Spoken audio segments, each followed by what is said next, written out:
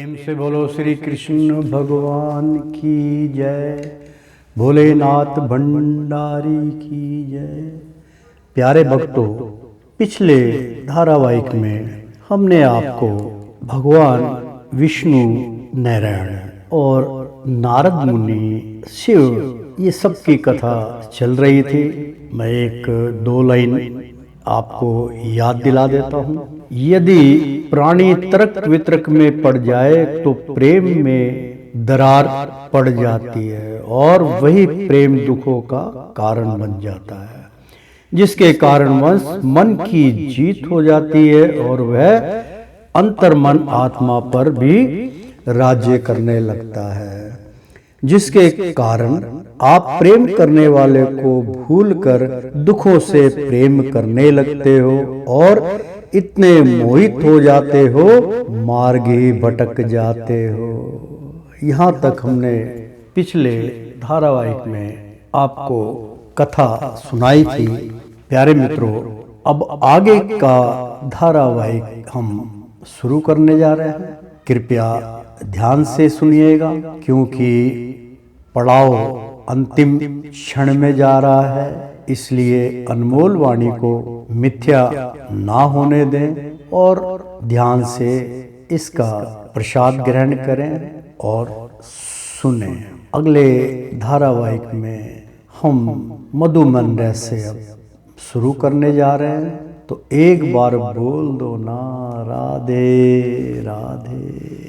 जैसे देवी राधिका मोह के जाल में फंस गई और वह उस मोह माया का त्याग नहीं कर पाई जो उसने उस बालक के प्रति किया। यदि वह जान जाती कि मेरे प्रेम सागर में यह बालक रुकावट नहीं है, बल्कि यह हरि की ही माया है, जो मेरे मार्ग में मोह बनकर मेरे मन तन हृदय पर अपना आसन जमाए बैठा है और शासन कर रहा है। तो मित्रों, मोह माया के जाल में प्रभु ने राधिका को फंसा दिया। राधिका बेचारी हमारे जैसे युगों वाली अपने आप को साधारण समझ रही थी, इसलिए वो मोह माया जाल में फंस कर रह गई, जिसके कारण राधा की चेतना भंग हो गई और राधा के मुझ तक पहुंचने के यानी कि राधा को मुझ तक पहुंचने के लिए कितना कष्ट भोगना पड़ रहा। ये जो कथा सुना रहे हैं, ये नारद जी को वो बतला रहे, जो नारद जी ने गुफा में तप किया था। पिछले धारावाहिक में हमने आपको बतलाया, तो भगवान ये कथा सुना रहे हैं कि जिसके कारण राधा की चेतना भंग हो गई और राधा को मुझ तक पहुंचने के लिए कितना कष्ट भोगना पड़ रहा। मुझ तक पहुंचने के लिए कितना कष्ट भोगना पड़ रहा है, वरना मैं तो राधा के तन मन में बसा हुआ हूँ। अब राधा रानी केवल उस बालक के मोह से अपने आप को बचाना चाहती है और भूल गई कि यदि कृष्ण कन्हैया को इस बात का पता चल गया तो कहीं मुझ पे कोई आलसन ना लग जाए। बस इसी एक झूठी माया के कारण राधा मोह माया में यानी कि मोह माया के जाल में फंस गई और भूल गई कि जीत हमेशा सत्य की होती है। तो नारद मुनि पुत्र, यह तो सारी लीला केवल आने वाले युगों तक एक मेरा पैगाम है प्रेम के प्रति। और नारद, अब आप जाओ और राधा का समाधान करो। नारद जी बोले कि स्वामी, आपने ऐसे रहस्य को बतलाकर ज्ञान का भंडार भर दिया है। नारायण नारायण करने वाले तो आप ही हैं प्रभु। आपकी आज्ञा अनुसार देवी राधिका के पास जाकर कोई समाधान जरूर बतलाएंगे मेरे प्रभु। नारायण नारायण कहते हुए नारद हरि के यहाँ से अंतर ध्यान हुए। नारद जी जो थे भगवान श्री कृष्ण के यानी कि विष्णु के साक्षात कहने पर राधा रानी के पास मधुवन पहुंचे। नारायण नारायण, क्या बात है देवी, आज बड़ी वैकुलता से मुझे पुकार रही हो। आओ भाग हमारे, जो मैं आपके किसी काम आ सकूं। राधा रानी धीमे स्वर में बोली, हे मुनिवर, हे मुनिवर, प्रणाम प्रणाम देवी प्रणाम। आयुष्मान भव, चंद्रमुखी भव। नारायण नारायण। देवी राधिके, लगता है आप किसी बात से चिंतित हैं। कहिए भोले भंडारी और माता पार्वती आपसे क्या कह गए। अब तो इस बालक का समाधान हो गया होगा। राधा रानी ने अपने आप को धैर्य रखते हुए कहा कि नारद मुनि, हे मुनिवर, यही तो मुश्किल है।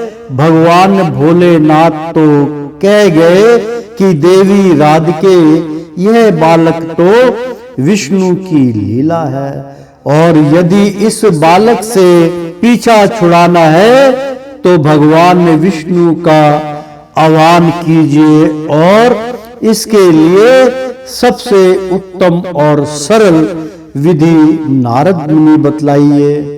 इसलिए मैंने आपको कष्ट दिया है, कृपा करके आप बतलाइए कि भगवान विष्णु को कैसे प्रसन्न किया जाए।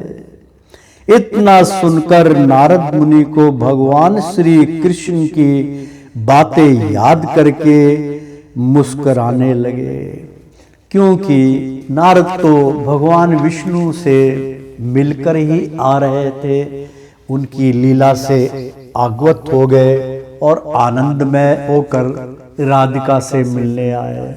यहाँ पर नारद मोह है और कहने लगे कि राधिके, यह सब लीला के रचयिता तो विष्णु ही है, परंतु देवी तुम तो कान्हा के प्रेम दीवानी हो, फिर भी तुम्हें इस नन्हे से बालक ने अपने प्यार में, यानी कि कान्हा की प्रेम दीवानी हो, फिर भी तुम्हें इस नन्हे से बालक ने अपने प्यार में, अपने मुंह में दीवाना बना लिया है। यह देखो, इस बालक को जन्मे कई महीने बीत चुके हैं, परंतु देवी यह बालक तो आज भी ऐसा दिखता है जैसे इसका जन्म अभी अभी हुआ हो। यह बालक तो कान्हा की तरह लगता है। नारद मोह यथा विष्णु आह्वान। इतना सुनकर राधा रानी कहने लगी कि मुनिवर, अब आप और मत उलझाइए, कृपया कोई उपाय बतलाइए। नारायण नारायण। देवी आपको अंतिम बार विष्णु का बड़ा कठोर तप जप करना पड़ेगा, जब जाकर आप इस मोह माया के बंधन से मुक्त हो जाएंगे। इसके लिए केवल आपको विष्णु नारायण का ही जप करना होगा। इतना कहकर नारद वहां से अंतर ध्यान हुए और राधा रानी ने एक अटूट संकल्प लिया कि या तो मैं अपने प्राण अंत कर लूंगी या फिर इस बालक का कोई समाधान ढूंढ लूंगी।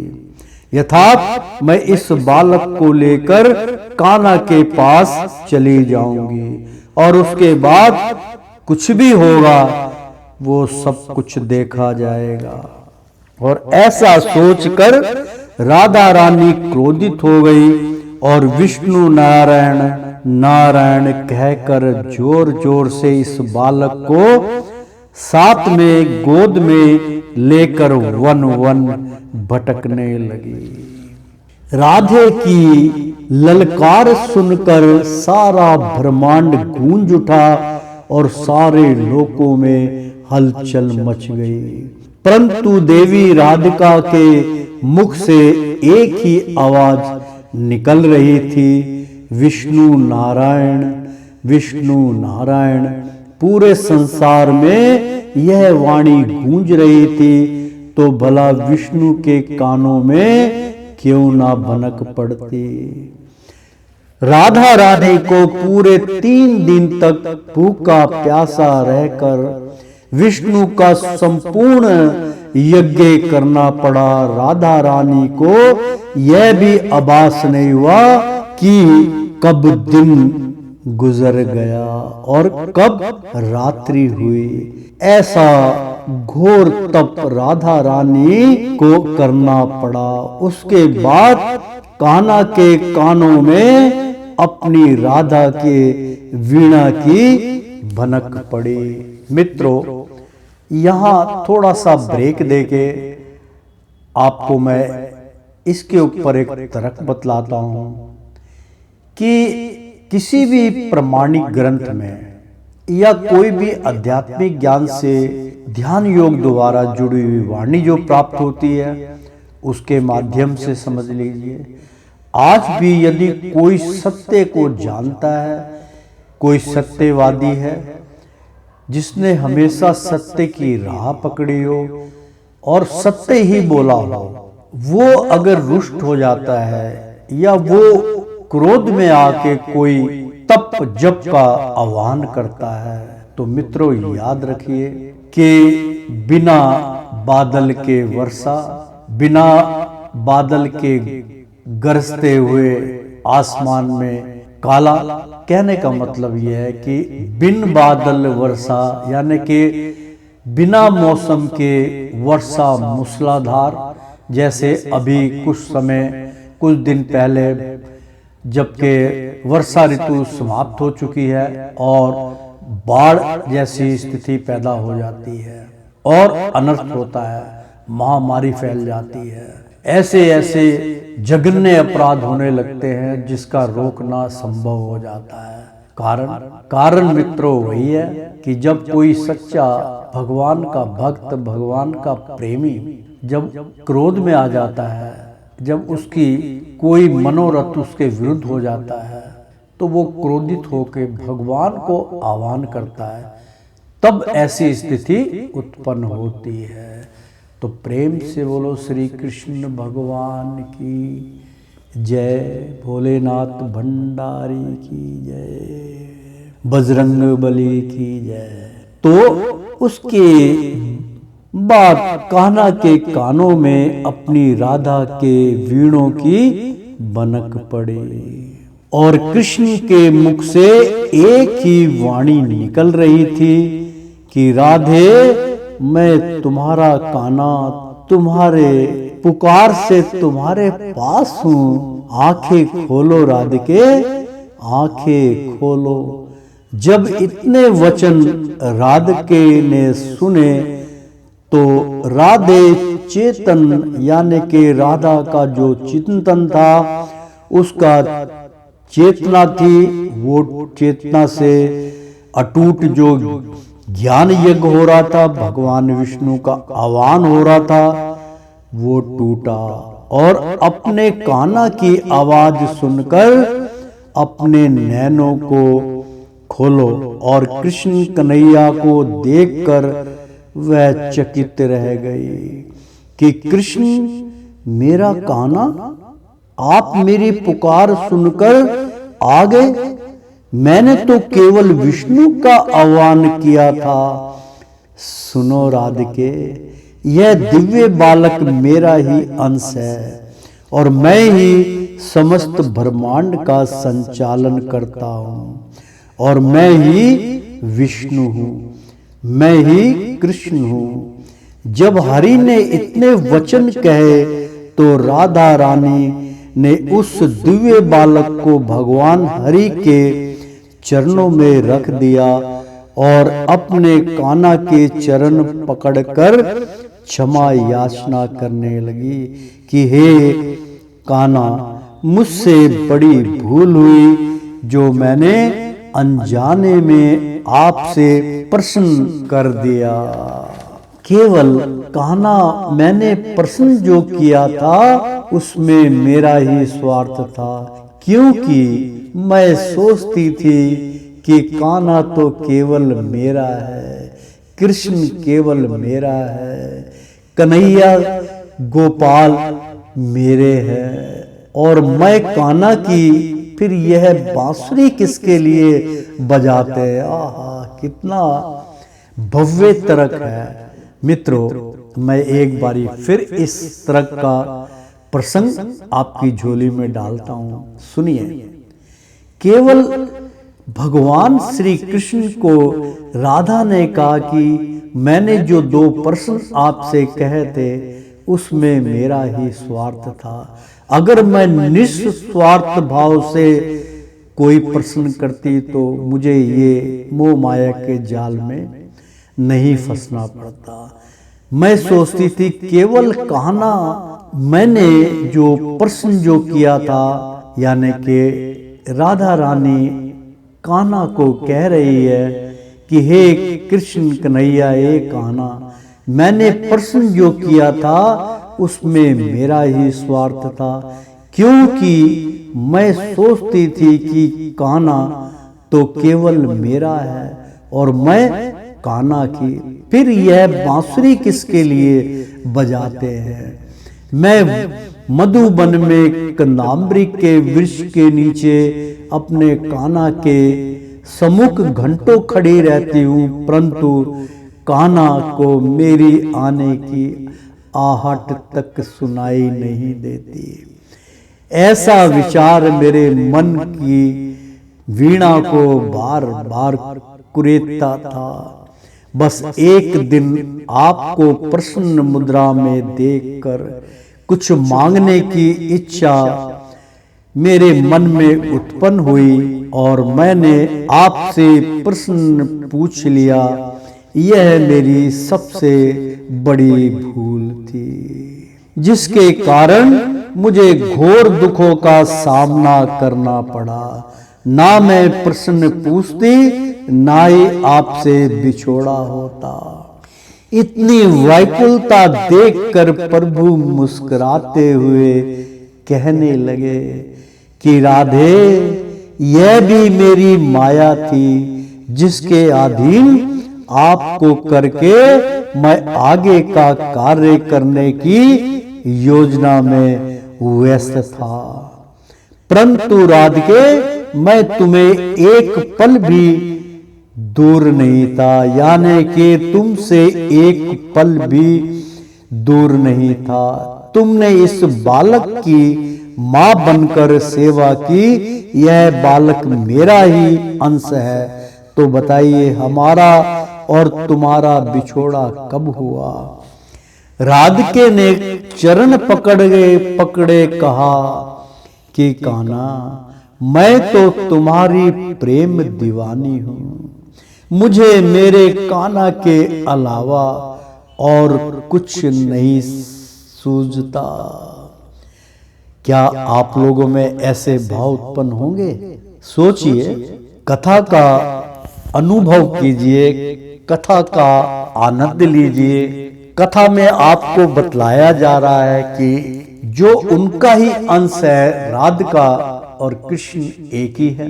फिर भी जैसे हमारी आत्मा, अंतर्करण, मन, हमारा हृदय, बाहरी मन सब पृथक पृथक है, फिर भी हम एक दूसरे से अलग क्यों रहते हैं? वही स्थिति इसमें बतलाई जा रही है कि मान लीजिए मैं क्रोध के वश में आकर किसी से लड़ने जा रहा हूं, या किसी की उधारी चुकता करने जा रहा हूं, या किसी से उधारी लेने जा रहा हूं, या वसूली करने जा रहा हूं।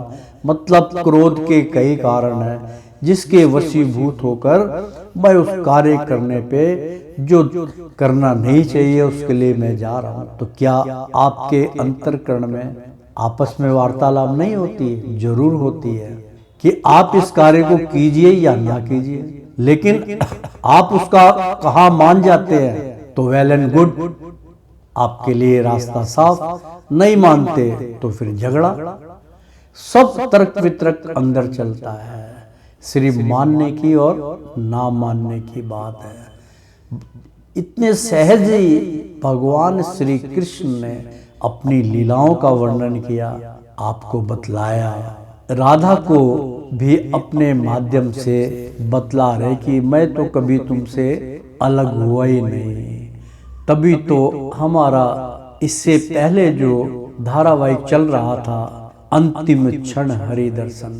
मित्रों, बहुत कम लोगों का ध्यान इस तरफ है कि इतना भव्य, दिल को छू लेने वाला ये जो नाम है, ये जो सीरियल का टाइटल है, धारावाहिक का, इससे क्या अभिप्राय है, क्या मतलब है, यथार्थ इन सब को मद्देनजर रखते हुए जरा सोचिए। अंतिम क्षण हरि दर्शन, जिसके लिए आपने पूरा जीवन व्यर्थ कर दिया मित्रों, और भगवान के दर्शन नहीं हो पाए, कारण कुछ ना कुछ उसमें है ना। तो अंतिम क्षण हरि दर्शन, अंतिम क्षण में हरि दर्शन प्राप्त हुआ, फिर आपका बिछोड़ा होगा। हाय हाय, कि मैं पूरी जिंदगी ऐसे निकाल ली, मैं तो अंतर्कण में था। क्योंकि अंत में आत्मा का साक्षात्कार होता है, आत्मा सब मोह माया को त्याग देती है और निर्णय होता है आपके कर्मों के अनुसार। इसलिए भगवान श्री कृष्ण अपनी कितनी वाणियों में सहज ही आपको मार्गदर्शन देते हैं। नाम इतना सुंदर कि आज तक आपने ऐसी पुस्तक का नाम सुना ही नहीं होगा कि अंतिम क्षण हरि दर्शन। यार, जब अंतिम क्षण में हरि दर्शन का प्राप्त हुआ तो मेरे जीवन का अंत हो चुका है, मेरा अस्तित्व खत्म हो चुका है, अब मैं क्या करूं। तो प्रभु तब भी आपको मार्गदर्शन देते हैं। क्यों? जीवन काल में आप आत्मा का साक्षात्कार कीजिए। यदि आपका आत्मा का साक्षात्कार हो जाता है तो आत्मा का एक स्वरूप आपकी तरह होता है और दूसरा स्वरूप हरि की तरह होता है। तो अगर जीवन काल में दोनों एक हो जाए तो आपको कण कण में हरि, प्रत्येक प्राणी में हरि, पक्षियों में, जानवरों में, बुरे से बुरे व्यक्ति के अंदर, स्त्री के अंदर, पुरुष के अंदर, हर व्यक्ति के अंदर, हर व्यस्त चीज के अंदर, व्यर्थ चीज के अंदर, सब में भगवान के दर्शन होते हैं। इस बात को मित्रों कभी मत भूलना। तो बताइए, हमारा और तुम्हारा बिछोड़ा कब हुआ? राधिका ने चरण पकड़ कर कहा कि कान्हा, मैं तो तुम्हारी प्रेम दीवानी हूं, मुझे मेरा कान्हा के अलावा और कुछ नहीं सूझता। बताओ मैं क्या करूं, मैं इस प्रेम बंधन से कैसे मुक्ति पाऊं? कान्हा ने कहा, राधिके, तुम प्रेम में उत्तीर्ण हो, प्रेम में तुमने सब कुछ पा लिया है, इसलिए आप इस प्रेम बंधन से मुक्त नहीं हो। क्योंकि भगवान यहां स्पष्ट रूप से अपना रहस्य बतला रहे हैं कि इसलिए आप इस प्रेम बंधन से मुक्त नहीं हो, ना ही हो सकती हो। क्योंकि आपने अपने सारे स्वार्थों का त्याग करके अपने मन को अपने अधीन कर लिया है। मन तो चंचल और अहंकारी है, जो किसी के वश में नहीं आता। यदि प्राणी मन को वश में कर ले तो वह सहज ही मुझ तक पहुंच सकता है। इसके लिए एक साधारण विधि है। ओ श्रीमन नारायण नारायण हरि हरि, ओ श्रीमन नारायण नारायण हरि हरि। तेरी लीला सबसे न्यारी न्यारी, बोलो हरि हरि। श्रीमन नारायण नारायण हरि हरि। मित्रों, आज का धारावाहिक यहीं समाप्त हुआ। अगले धारावाहिक में आपसे फिर मुलाकात होगी। कृपया मैं एक सूचना आपको बतला दूं कि मैंने पहले भी आपको कहा है कि हमारा जो धारावाहिक है ये अंतिम शरण में जा रहा है। तो मैं चाहता हूं कि आप अंतिम जितने भी धारावाहिक हैं उसको ज्ञान स्वरूप प्राप्त करें।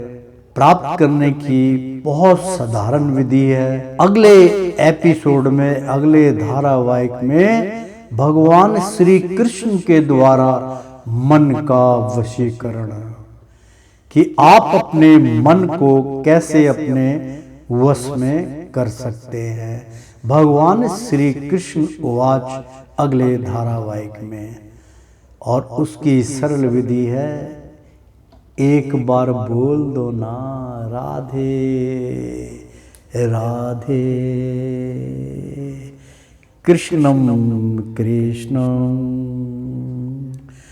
प्रेम से बोलो श्री कृष्ण भगवान की जय। भोलेनाथ भंडारी की जय।